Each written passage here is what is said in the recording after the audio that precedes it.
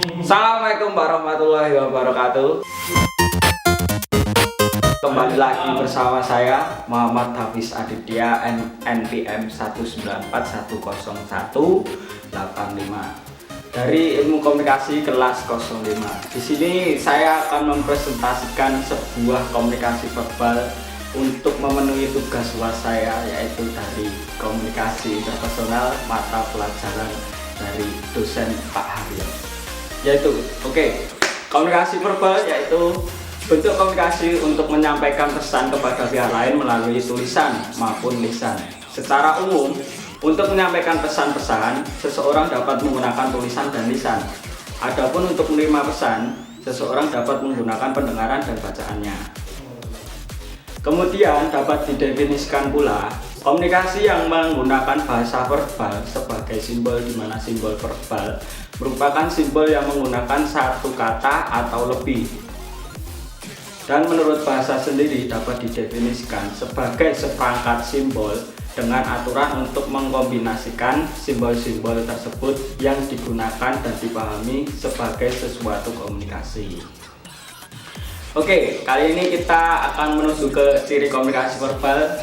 Itu ada 3 ciri, yaitu yang pertama disampaikan secara lisan atau tulisan, yang kedua komunikasi implisit dan cenderung dua arah, yang ketiga kualitas komunikasi sering ditentukan oleh komunikasi nonverbal sendiri.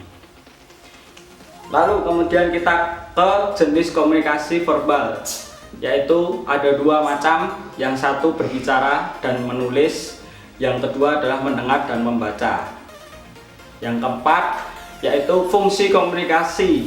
Fungsi komunikasi ini ada beberapa fungsi. Yang pertama ada penamaan. Penamaan sendiri adalah, penamaan ini bisa dibilang untuk memudahkan mengidentifikasi sebuah benda, objek, dan tindak ataupun orang. Yang kedua, jalur interaksi dan transmisi informasi. Sebagai alat untuk bertukar ide, komunikasi verbal lebih mudah digunakan.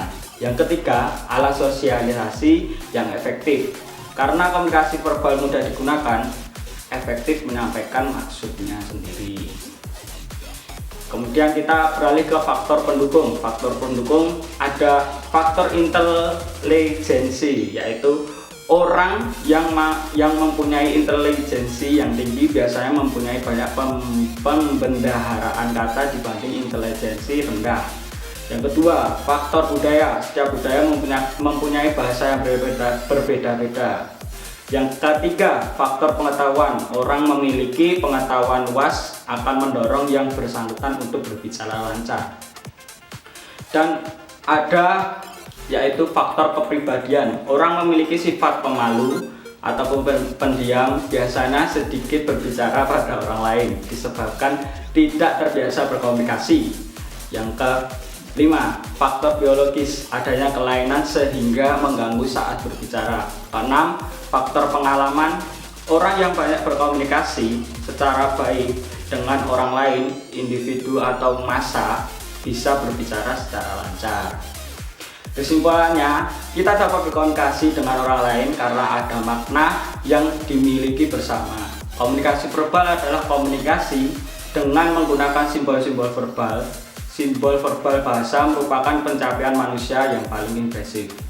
Ya, itu dia penerangan saya untuk tugas komunikasi interpersonal dari dosen Pak Haryo. Sekian dari saya. Wassalamualaikum warahmatullahi wabarakatuh.